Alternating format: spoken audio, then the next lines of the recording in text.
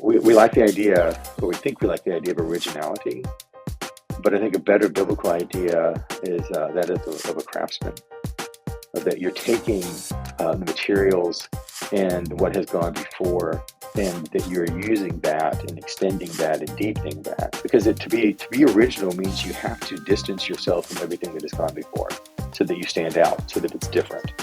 And you can only be different so many times before there's not much there. And so the greater work is actually being a part of that tradition, part of those boundaries, and working within those in a beautiful way. Welcome to the Stay at Work Home. We are here to question the prevailing assumptions about the meaning of life, work, and the purpose of people. Instead of being torn apart by our vocations, we want to be pulled together. Come along with us as we change our picture of the good life and pursue the home as God intended, one that worships through work together. Ladies and gentlemen, welcome to the Stay at Work Home. My guest today is someone I'm very excited about. I met him in person a couple of months ago and have been itching to get him on the show. His name is Gregory Wilbur. He is the chief musician at Cornerstone Presbyterian Church in Franklin, Tennessee. He's also the founder and former president of New College Franklin. He's still doing some work there, particularly kind of discipling people along, teaching classes and helping out. He's published countless songs, which is how I got to hear about him in the first place. Numerous albums, several books, including one on JS. I believe that would be the Johann Sebastian type of Bach and his musical legacy. So thank you for coming on the show, Greg. Yeah, my pleasure. Thank you. I'm glad this worked out. Awesome. Yes, I'm excited. I think I was first introduced to your music because my wife needed to use up a Ligonier gift card or something like that.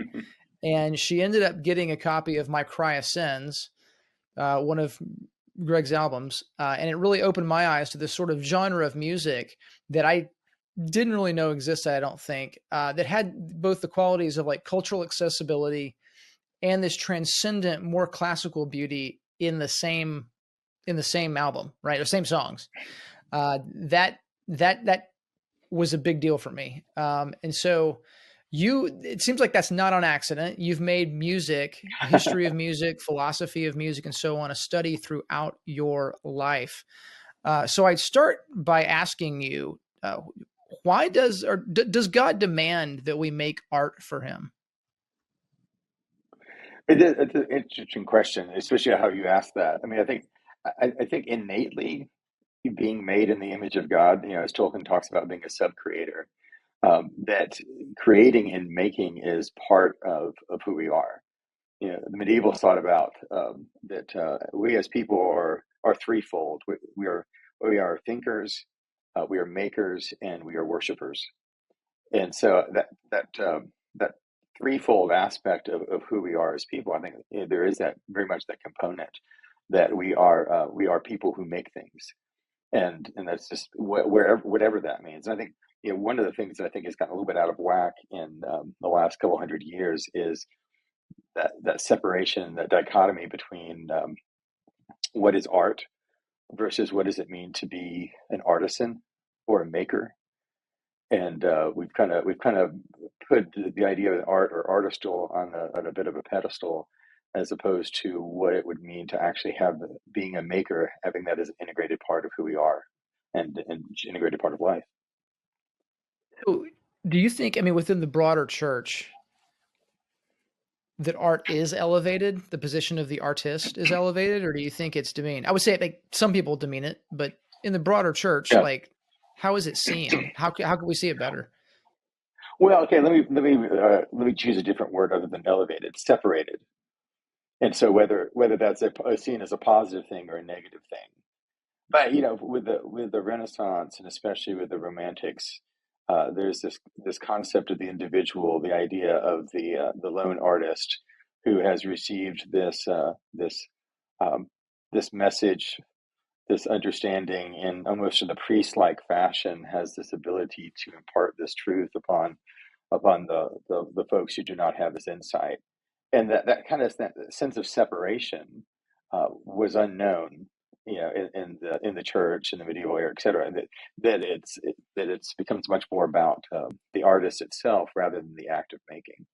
And so I think that separation, whether that's exalted as like an artist is a special person who has this insight or a revelation, or that artists are out there with a crazy lifestyle and all sorts of issues, and are therefore demean that, whatever is that idea of that separation as opposed to an integration of what it means to be part of life. I mean, even the concept of like and we do this, I think, even within the church. There's an elevation of this sense of role of, well, this person is a musician, or they're an artist, or they're a writer, and we speak of that as being something other than this person is a farmer, or this person is a clockmaker. In the past that would have been seen as these are all vocational gifts and callings that people have in a whole sort of variety of areas and fields, and there's not a hierarchy of seeing one over another. So that aspect, I think, we still, even if we demean the idea of or question the idea of what an artist is, we still kind of have that sense of reverence as that being something separated from, quote, normal work, whereas in the past, being an artisan would have been normal work. Hmm. And is there a sense in which, like, those of us who are not professional artists, professional songwriters, musicians, sculptors, whatever, are also sort of denied our art, our share in art, maybe because we're so specialized, and it's only the artists that get to do art? Chesterton talks about the fact that that as the modern world goes along, that we get more and more specialized and more interested in the professional. I mean, as he puts it, eventually we'll pay somebody to laugh because they're the one who laughs the best. And we want that sense of perfection. I think, yeah, there's a very real sense in which we've kind of set that apart, and not being given the opportunity either to elevate the act of making, whatever it is that we're doing. There's an act of making and building a fence. There's an act of making in cooking and baking and creating a recipe. There's a creative work there, that we don't have on the same level. We don't think about it on the same level, unfortunately. So yeah, we do miss our due in terms of that we are, as man as maker, we are participating in the act of making or self-creation, which is valuable in and of itself. And then that's different than from that as a profession, which seems to be something that's relegated to another sphere. So, like, you bring up building a fence, right? So if I build a fence and it keeps the horses in, I'm pretty satisfied. But there is a sense there, people that build fences well do it artfully. Um, how do we justify that is an aim that we are supposed to have? And was that, maybe was that the case at some point that everybody understood that? Has something changed? That the Yeah, fence well, I needs to think, be beautiful. well, I think that there is one aspect of beauty in that, a fence needs to act as a fence, and if it doesn't act as a fence, it's no longer functional, and it's no longer beautiful in what it's meant to do, right? There's a boundary that's associated with the functionality of what something's supposed to be, and that's always necessary with regard to the arts. Chesterton again talks about the fact that you're free to draw a giraffe with a short neck, but it won't be a giraffe. So you're free to make an abstract fence, but it's not going to keep the animals in. So by its very nature of it being functional, it has a beauty to it, by the way that a fence works. Whatever type of fence it is, if it's a wattle fence or a stone wall or whatever, there's a technique and a knowledge that's involved in putting that together. And you can do it sloppily, and you can do it poorly, or you can learn how to do it well. And in doing it well, you're going to create something that's going to last, because hopefully you don't want to rebuild it every year. And so in the process of creating something that's going to last, you're learning part of the art of fence making and bringing to it a knowledge and understanding and a beauty of creation in that. So something that I guess I've read it or heard it elsewhere was that, like, modern people just don't sing together. It's like not something we do anymore. And maybe Right. as Christians gathering for worship, that's very unique now in modern society. But I wonder if there's a tie-in also to this sort of professionalization of everything. Why sing when you can listen to somebody else sing? Um, Right. Well, yeah, absolutely. I think there's that sense too of uh, well, you know, what is the list, the survey of what's people's number one fear is public speaking, which is more so even than fear of death. I don't know what the questions were in that survey, but I have a feeling that singing by yourself in front of other people would probably top even public speaking, because there's a lot of sense of vulnerability that comes with that. Because what if your voice cracks? What if you sing the wrong note? There's all those types of concerns, but that keep us from singing. But it's also because, yeah, we've heard people who sing well, but there's a big difference. And back to your question about being denied the opportunity to participate. In an era in which you don't have you don't have recordings, you don't have um, the ability or the opportunity to travel to the large center that has the large musical group. You had town musicians. You had ensembles in which people participated and played in.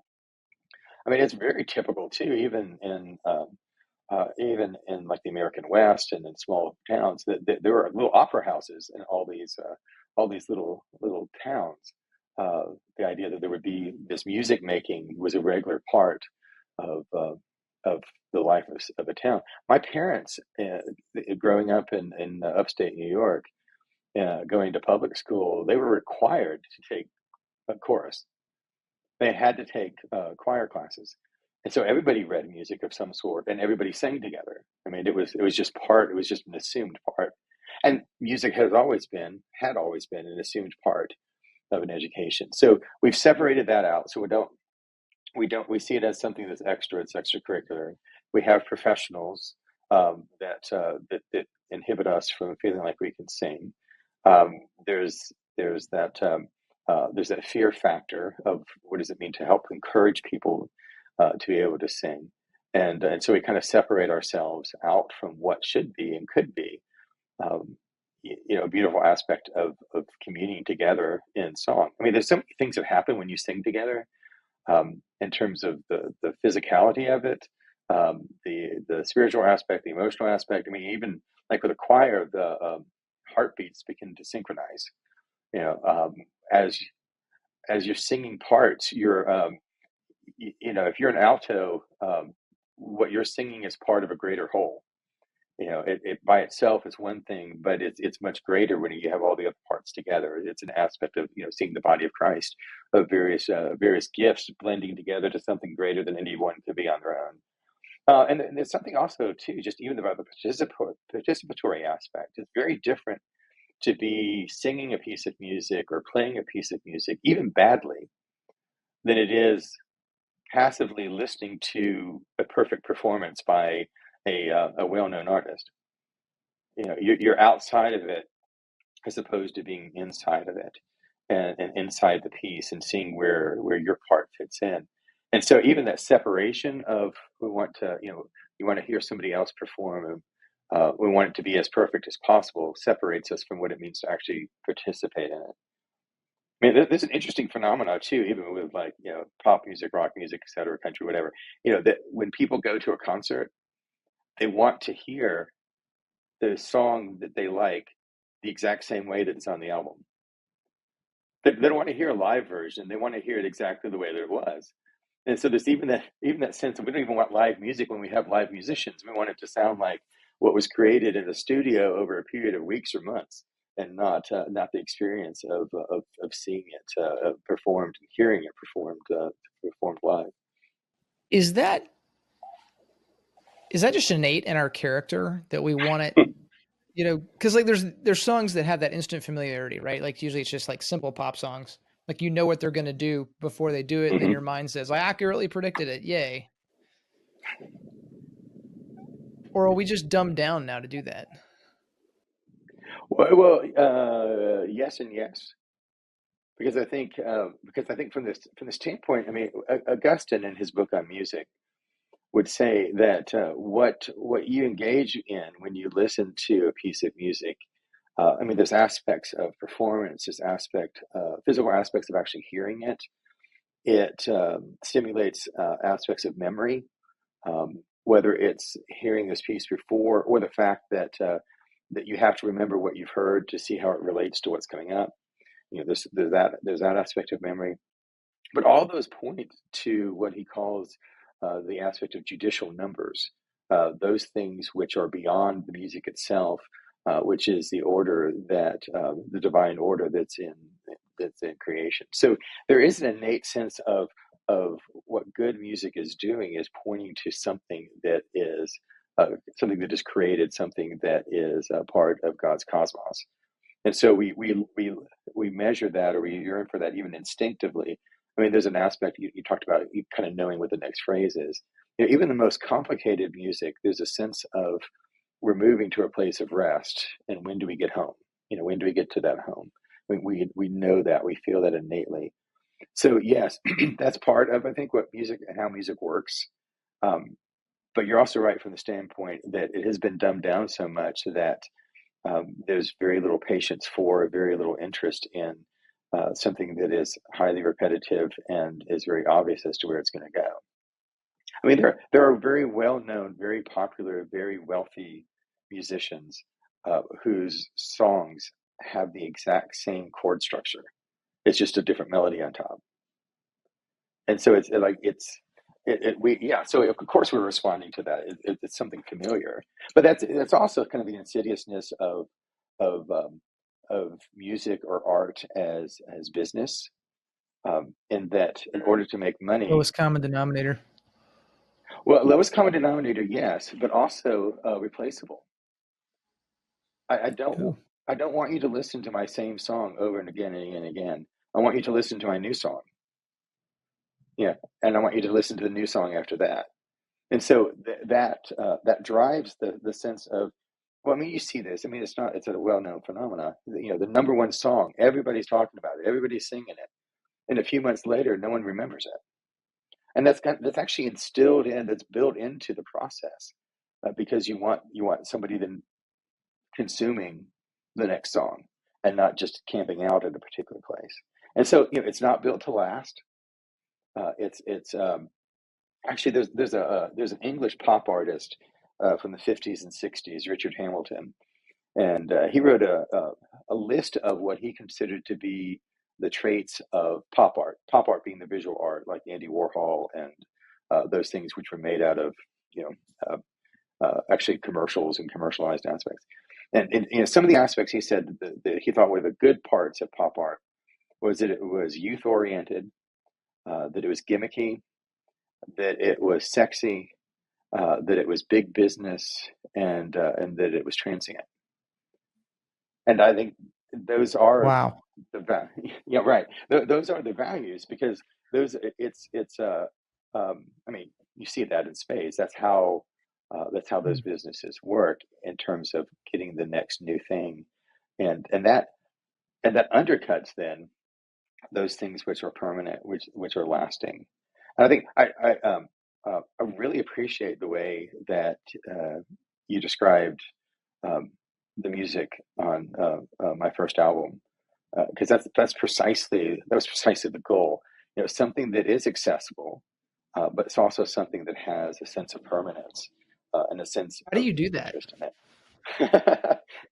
Well, I think Tell me the part of secret. it is, yeah, part of that is building out of and from folk traditions, because I think that there's a timelessness that happens with folk music that is oriented in particular people, in a particular culture, a particular place. And so, you know, you can sing a Scottish folk song, and it's as beautiful and accessible as, you know, and as fresh as something that was written a couple years ago, but as timely and permanent as when it was written, which may have been hundreds of years ago. And you see the same thing like with Southern harmony or Celtic tunes. You know, "What Wondrous Love Is This," for example, as a hymn. Um, you know, people don't look at that and say, well, that's 150, 200 years old.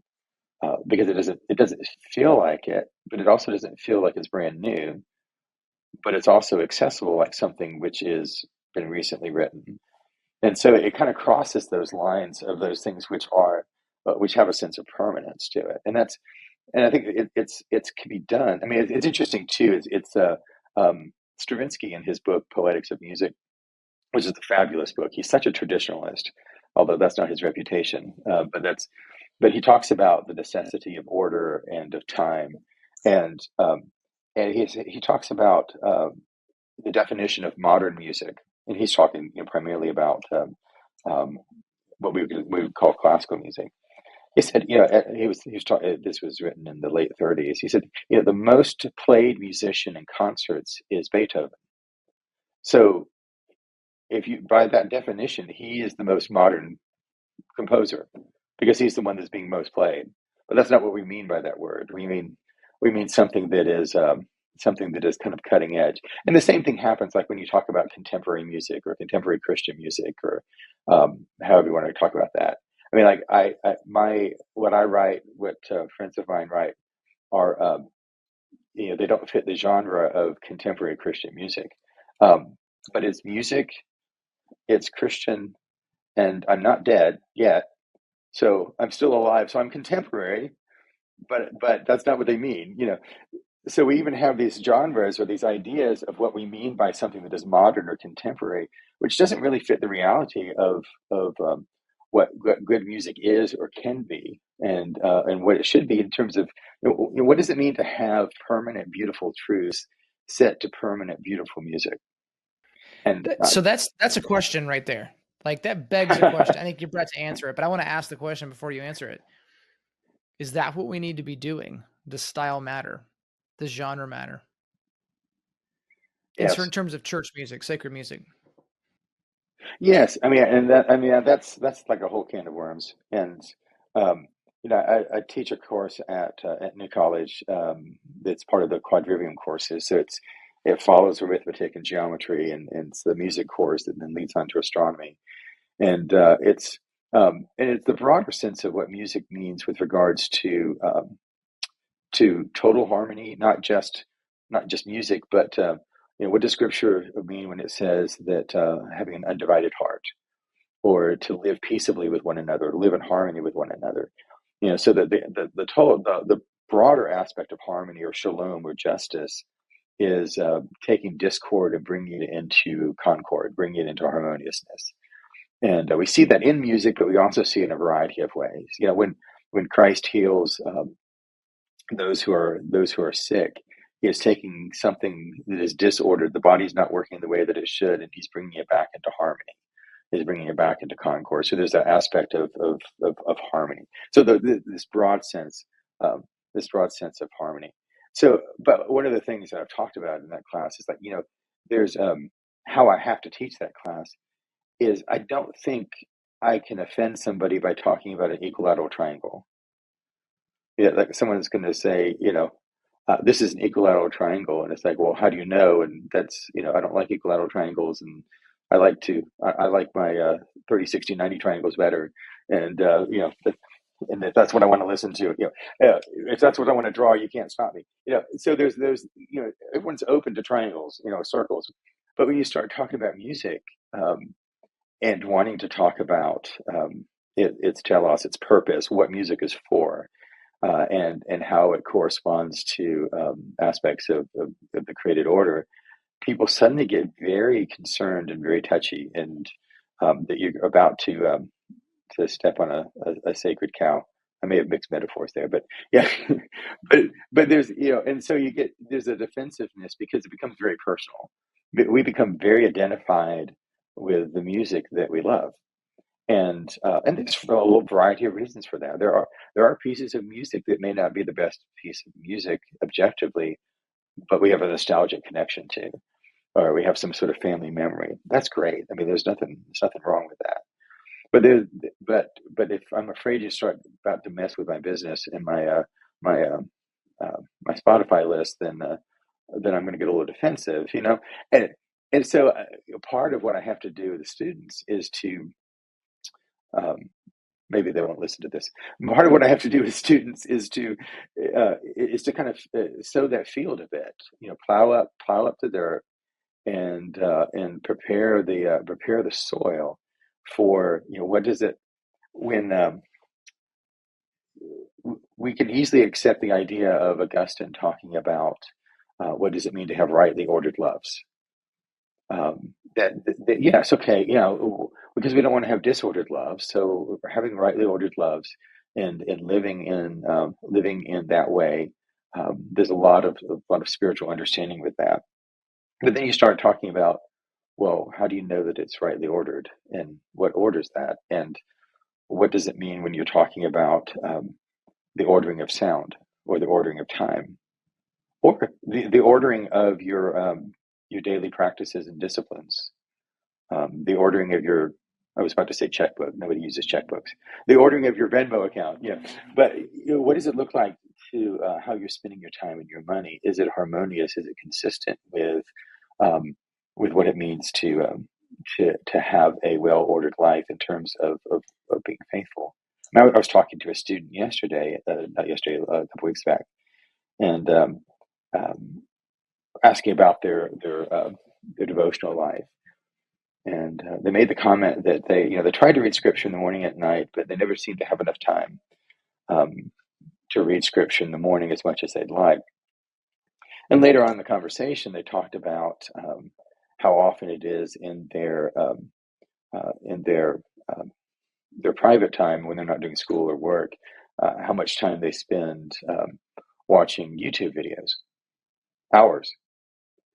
And so it was a difficult but easy connection, a difficult conversation, easy connection to kind of remind them of what they just said. It's like, I don't have enough time in the Word, but yet I have enough time to spend hours in this other pursuit. So where is your life ordered at this point? What is of greater value, and in the way in which you're choosing to live in your pursuit of a life of holiness? And so sorry, I'm just kind of going on. But Augustine talks about, even in his book on music, the ordering that happens in music, the rightly ordered aspect of music, is an ethical order, and that it is a reflection of the soul, and it actually shapes the soul. So what we listen to does have an effect of where it directs our affections. Mm. So when it comes to families, we listen to music around the house, and I've noticed that it kind of matters what we're listening to. Most recently, and I fault New College Franklin somewhat for this, because my daughter's like of this particular series of short films called what's it, Over the Garden Wall. Hmm. You know it? Yes, I do. I think so. She had already seen it, and then when she was there, the visitation, prospective student thing, she ran into some current students that also liked it. We could do much worse than the Over the Garden Wall soundtrack. Uh, I am like deeply affected by music, movies, anything like that really have figured out how to tap into emotions. When I watched, is it 1917, the Hmm. film that's like one shot all the way through? And of course, I was in the army for years, and Afghanistan, Iraq, and stuff, and so there's a little bit of a connection, otherwise experience, but just being in that movie for that long, Hmm. like I'm there the rest of the day, maybe the next day. And there's a song in Over the Garden Wall. It almost sounds like the Christmas song, "Fall on Your Knees, Oh here," but it's a little bit different. It says, "Grow tiny seed, you are called to the trees," and I heard them singing it or playing it, and I thought it's a beautiful song. And they're saying, but it's dark. And I was like, oh, okay. But then when I saw it in the movie, I was like, it is dark. And now like it plays, and it's like I have a chill. Hmm. Uh, but just in terms of what music we actually allow, to come on the Alexa, it it changes the mood. It Hmm. changes the behaviors. It changes, are we going to be happy and harmonious, or are we going to be stupid? Hmm. But maybe, sorry, I've been rambling now. But for you, in terms of family life, what is it meant to have music in the family? What's that look like at a practical level, and maybe at a higher level as well? Yeah. That's an astute observation that it does change the mood of things. It's like, there's what's the probably the one of the biggest teenage excuse about music is, well, it doesn't really affect me. Well, if it doesn't affect you, if music doesn't affect us, then why do they play certain music before hockey games? Why do they play certain music at grocery stores or fine dining restaurants? I mean, it's the marching band does not play a waltz, neither does it play a lullaby. That's not what a pep rally. That's not the. So we're very keen and aware of the fact of what the appropriate music is for certain times of life, and the difficulty is when we're not as aware of what music is doing to us in other times of life. So it's and that's Plato talks about that in the Republic, and those are the sections. Is like when Plato says, you shouldn't listen to this music in the Republic because it's going to make men effeminate. And people are like, oh, that's ridiculous. Music doesn't do that. And it's, like, well, maybe give a little more credence. Just the fact that could music have an effect on our souls in various ways? And if so, how? Does it affect, behavior? Does it affect our attitude towards things? And I think I had a student a number of years ago uh, who was self-aware enough to know that when he was angry as a teenager, this was when I was teaching high school, homeschool co-op, that he would particularly listen to music that he knew would feed his anger, and he knew what music would actually enhance um, that feeling. Now, there's all sorts of other issues there, in that's where he wanted to stay in terms of his emotions and not move in that, but he was very well aware. I mean, consciously aware. So yeah, I think being uh, with regards to the family or on a higher level of what is the music that is appropriate at certain times? What's good what's good music in the morning versus what's better music in the afternoon? What's appropriate music um, for sing-alongs or doing things together? What's good baking music or there's things that are associated have a different feel or appropriateness to them.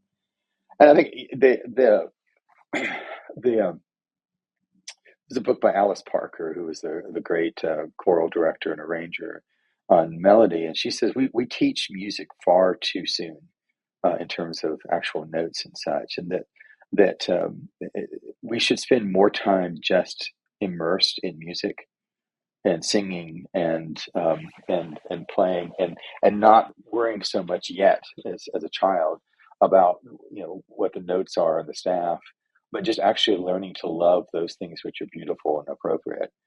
And then you can move on to more formal study. But I think a home that's filled with music, a church life that's filled with music, a community that's filled with music, has this bond of and connection and a formative aspect that if you want to go on to more advanced and formal study, that's great. You already have a developed sense of what you love and of what's good. Um, but anybody can participate and be a part of that on any level to begin with. And that so yeah so that in terms of the home, having being being conscious about having it available and part of what you do, and also what it is that you're listening to. Hmm. What does your family do that you see as sort of a family cultural touchstone? Um, that's a good question. I mean, it's less intentional, I think, these days. I mean, there's the intentionality of like I'm directing two choirs, and my daughter's in both of them, and my wife's in one of them, and we have students in our house a lot, studying and writing papers and eating food, and inevitably um, somebody's taking a study break and playing the piano, and so there's constant music in some form or fashion in that regard. We share a lot of music in terms of especially if I'm thinking about uh, upcoming music for projects or for concerts and things. Listening to that, sharing that as a family, one way or the other, and talking about those things. We there's just the three of us, and so we don't do a lot of singing, just the three of us within our home, but we sing when other folks are around. That happens when there's a bit of a larger group. So it's present, but it's more kind of the established aspect of the culture of the home, and not at this point so intentional as to making sure that it's served as part of the home. Sounds like your family mission is hospitality. There's a lot of that. That's part of my wife's gifts for sure, and we love. We only had about 10 to 12 for Thanksgiving this year, and we usually have about 20 to 30. So it was a small group this year. This time around. Yeah, I still smoked a couple turkeys anyway, so we had extra meat. But so Nice. yeah, we love opening our home, and it's just part of being able to serve others and to have that opportunity to provide a place, especially like with college students who are away from home, to have a place where they can get a hot meal and have a third space that they can study or write a paper and have that accountability together. It's always a sweet time. Oh yeah. So you spoke a little bit earlier. You kind of hit on this. The fact that when you're dealing with music, you are, and you didn't use these words. I'll use these words to introduce it, the idea. But you're never totally original. You are working with extant structures that you can't transgress. It's just not possible. A fifth is always a fifth, all day long. We talked about that when we were eating dinner. And I think it was also spoken about in some of the classes. And you mentioned a book that really tied music and math together. The Jazz of Physics, something like that. Mm-hmm. Can you just hit that realm of thought real quick, or real long, Mm-hmm. as the case may be? Yeah, well, in that particular book is a secular author who's a physicist, who's also a musician, and this is true for Einstein as well. That that thinking through scientific things, but also participating in music helps the thought process. That having something other that sometimes provides solutions that aren't as readily apparent, just trying to slog through the numbers themselves. But I mean, the yeah, the Chesterton quote I said earlier, you can draw a giraffe with a short neck, but it's not a giraffe. There's always that sense of boundaries of of what notes we have. There have been numerous attempts, of trying to create different scales or to abolish the scale atonal music, in which you've got all the notes that are equal, and you have no sense of home or rest because they all have there's no hierarchical value. But it doesn't create music that's compelling. It doesn't create music that's beautiful. It's a mathematical concept, and it may be interesting from that standpoint. And there's some things to look at it, but it doesn't create music that has that sense of movement and place and home to it. And so you have to confine yourself um, to those created boundaries. Otherwise, you're not doing the thing itself. One of the early 20th century art movements, Dadaism, was basically an anti-art movement, and it was trying to put forward nonsense. They would have happenings and gatherings, and you were supposed to take a knife and carve off part of this wooden statue as you came in. So you're literally deconstructing a piece of art as you walk into this gathering. One of the artists there, Hugo Ball, created nonsense poetry, um, just nonsense syllables, which he would recite wearing a lobster outfit.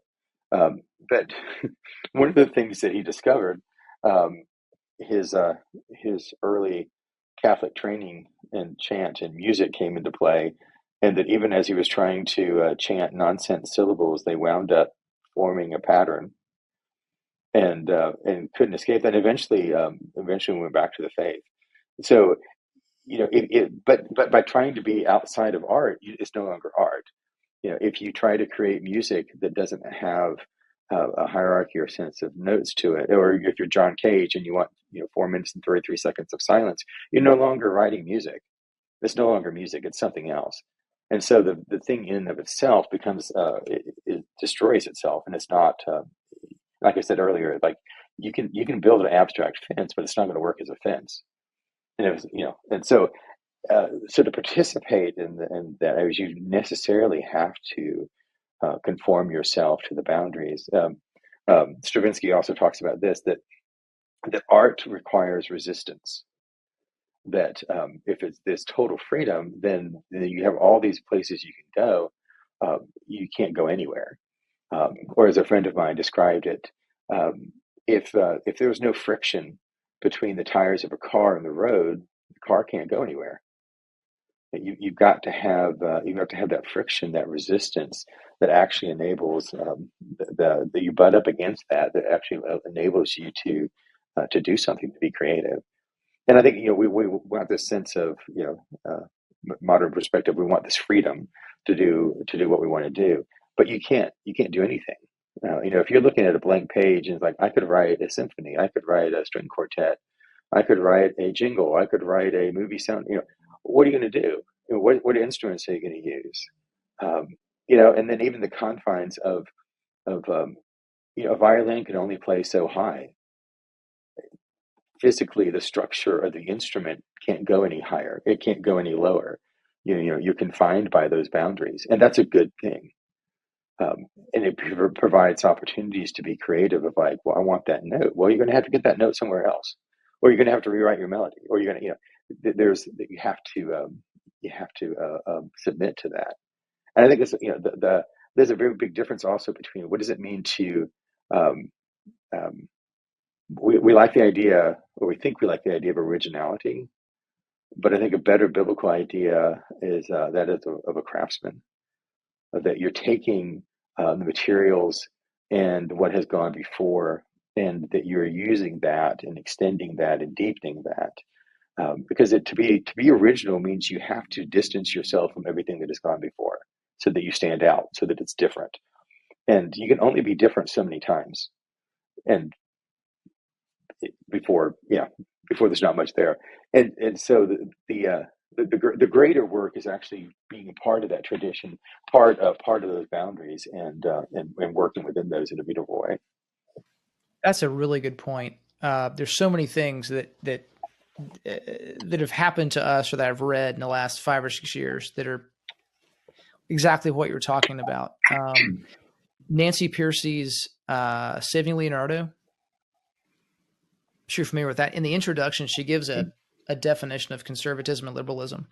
And she says liberalism, and she's quoting a liberal philosopher at this point, is basically successive generations of liberal philosophers deny that something is fixed that a previous generation thought was fixed, right? And so if we say like, well, aristocracy is not fixed, and we go, okay, yeah, you're right, it's not. That's a construct.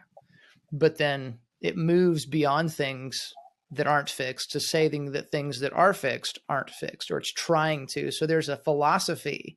There's a reason why somebody tries to make atonal music, even though it's just ugly as all get out and nobody wants to do it. There's a philosophy that is a reason they've got a dog in the fight of trying. That's the reason that they are trying to make gibberish poetry. And then you have the cultural fallout that nobody reads poetry because it all stinks. Right. In terms of modern poetry, where people have tried to be so original, they cut themselves off. And then you have the identity crisis of, I don't want to conform to anything. Well, if you don't conform to anything, what are you? You're a liquid that puddles on the floor and evaporates. So personal identity crisis. And then like you talk about the craftsman, we see the craftsman who is working in this tradition, which is sort of a connected to a transcendent truth, but goodness and beauty. But like Wendell Berry talks about in a poem, the city that looks like every other city, and no one remembers where they're from because it looks like every other city. So because we have the ability, like in the world of construction, to just bring in big machines and destroy everything. And so in that sense, we are not confined by anything. We're not limited. The geography no longer, that hill over there no longer has to be there. We can just get rid of it. And before, without all of this power, we were actually constrained to leave the hill there and build around it. And thus we had identity and character. Mm-hmm. So yeah, all of those things. Like there's a reason somebody makes really ugly music, shaves half their hair off, dyes the other half the most unnatural color possible. It's making a point. And I think what I loved about everything in New College Franklin was that the opposite point was being made every minute of the day. Yeah. Well, and if your point is to sell your music, then shaving off half your hair and dyeing the other half a bright color is going to make you memorable, whether your music is memorable or not, because you're selling something other than music. You're selling the identity of yourself, or you're selling the identity of the consumer identifying with you. But if your goal is to make something that's beautiful, there's a reason. There's a reason why artists were anonymous. In the past, whether musicians or architects, like if you have the piece of music in front of you and there are notes on it, but you don't have the name of the composer on it, it's because the composer didn't put their name on it. If you have the painting and the artist's name is not on it because the artist didn't put their name on it, we have the work. It's not that the artist's name was lost because it was torn off the bottom of the canvas or chiseled off the stone. It's the fact that they saw what they were doing as something beyond themselves. It was not the individual aspect of this is bringing glory to me, but it's pointing towards something else. It's not, the glory is not pointing towards me. It's pointing through this work to God beyond, and that's such that, and that's also the same reason why a sculptor, a painter, or musician was somebody who had a job and who was an artisan and was no different than the blacksmith and no different from the wheelwright and no different from the farmer. They were all contributing towards the life of the community in community together, and not this sense of this work is of a higher spiritual value or a higher intellectual value. It's like it was part of the life together. And so when you separate that out as being different, when you exalt the individual over the work itself, there's a definition of 20th century art as art is what an artist does. And so it's very much more about the cult of the person than it is about the quality of their work. And so when you've gone down that path, then you're not really even concerned necessarily about beauty, truth, and goodness in what's being created, but more about the celebrity aspect of who's done it. And so that has all these ripple effects with what we listen to, with what happens in church. I mean, it's sad to me that there are churches that feel like to have music in their church, they need to emulate a recording that they've heard, but they don't have the size or the resources to actually be able to do that, as opposed to what does it mean to use the gifts of the people that God has brought you, and to use that within the life of the body, than trying to be something other than who you are. And because we have this sense we have to live up to this other standard, which is unreachable, but we miss the gifts that God has placed within our midst. And that's I think that's tragic in so many different ways, because it means that there are people who aren't able to serve. It also means we're kind of missing the boat of what it looks like to be, to your point a moment ago. What does it look like to be a regional church?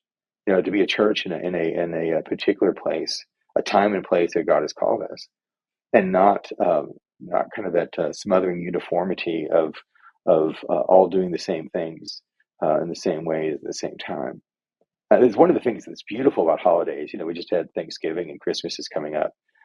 With a student body of the college from all over the United States, you get to start talking about family traditions, and and the various regional differences in food and how people celebrate.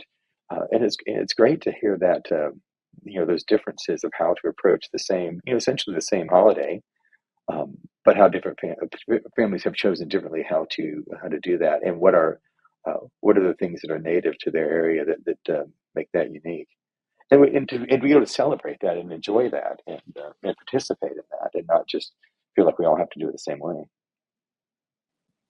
Yeah, that's a good point, and I don't want to take too much more time, but I'm kind of from a very strong regulative principle ilk, and there's always a kind of a fight back and forth in terms of that regionalization, because you could see the broader regionalization. This is easier to fight. Like, it's easier to fight pop and say, well, we don't want to be rolled over by the steamroller of pop, right? Mm-hmm. And the regulative principle of worship could say, don't do that, right?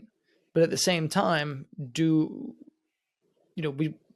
be uncultural, to be just totally transcendent, reeks of sort of French Revolution kind of abstractions. So it's neither. It's both. Whatever, There's universals to put to it, but there is the regionality that we're real people, embodied real places. We have real influences, and I think your music has done a really good job of tying those together, because you sense that kind of truly American, kind of Appalachian, kind of Bach, and it doesn't seem contrived at all. It seems quite real. Yeah, I don't need you to answer that question. I just talked. So here's a few questions for you. Because it would just be, we'd be arguing with ourselves, like, internally. That's what we do. If you had one book, if you could recommend one book somebody needs to go out and read in 2025, what would it be? There's so many places my mind goes. I think one of the interesting books to me about getting a bit of a mindset of the difference of what music was and what it's become is a book by James Gaines called Evening in the Palace of Reason, that came out, I don't know, maybe about 20 years ago at this point, maybe a little more than that. And he does a parallel biography of Bach and Frederick the Great, and shows the difference between what a reformational mentality and mindset versus the Enlightenment mentality and mindset, and how that actually came to bear when the two men met each other, and how even Bach was anachronistic in his own time, but Frederick was pushing a different kind of agenda. And so the author gives the opportunity to talk about how music had been conceived of and thought about beforehand, and where it went. And so it's a fun read. It's has really substantial points to it, and it's a good introduction to thinking broader about what music had been and what it could be again. What about your own books? If you had to recommend me to read one of your books, which one would it be? I think, well, along the same lines, Bach book, which I'm hoping to reissue next year, because next year will be its 20th year, and it's kind of in print right now, but it's a print on demand, and it's a really, really expensive hardcover. So I want to do a new edition with some more information in it, and it gives an overview of his life and aspects of his family life and what was important to him, but also kind of sets up an understanding of I mean, I think it's important especially with regards to understanding of worship. We don't need to return to Bach, but what were the principles and the understandings of his understanding scripturally and theologically and philosophically that made him choose the decisions and write the music that he did in the time and place that God placed him? And how could an understanding of that philosophy and biblical understanding and theological understanding help us in the time and place where God has placed us?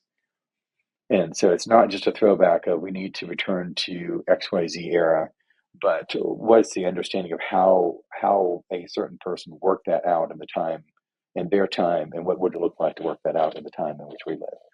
So there's that kind of runs through as well. Like I said, I hope to get out an affordable revised edition here in the next year. I look forward to that. What about a piece of music that you would recommend? Sounds like a recurring theme here. Yeah, because you have to have limits, so that you can thrive inside those limits. Bach is always a good one. But I think if one has not heard the piece by Arvo Pärt, Spiegel im Spiegel, for piano and cello, it's worth the time to actively listen to it, because as an Estonian Christian composer, he's exploring ideas of time and silence, but doing so in a patient fashion, and so it provides an opportunity to kind of enter into that. I'm gonna have you send that to me in an email because I have no idea how to write it down. Great, yeah, good. But I'm interested to see it, or to hear it, as it were. You have an album coming out. Is that true? Already recorded in the can? No, I had one come out this past year. So okay. I'm working on a couple other projects, but yeah. So it was something I can't remember now. Something about rest. Something about securely. I would dwell. Yeah. That came out this past year, and that's a new collection of congregational psalms and hymns, and I have the blessing of being able to write for my church, and so so it's not I'm not writing a commercial album. I'm not writing songs and then recording them. These are actually things that were written, with the exception of one song, written for the congregation, and then taking that out of that experience and then providing a recording of it. So it's the impetus is very much centered in the local body and in a particular place. And if it has a life or application or use beyond that, then that's just kind of the Lord's added blessing on top of that. Awesome. Well, thank you so much for being on the podcast. I think this is going to be a great conversation for people to hear. There's so much so much various thoughts, so much philosophy, so much theological integration with all of these things has influenced our family for the better in the last, decade or so. And you've said all of it in the last hour and said it beautifully and said it, I think, profitably. Thank you so much. This episode of the Stay at Work Home is brought to you by HeartlandBunkies.com. Come check out our full line of small cabin kits that can be easily assembled by a few friends or family in just a weekend for extra space for meaningful connection, or extra income, or a home office, a homeschool room, or whatever. If you've enjoyed what you've just heard, please subscribe and share. Also, check out our website and blog, stayatworkhome.com.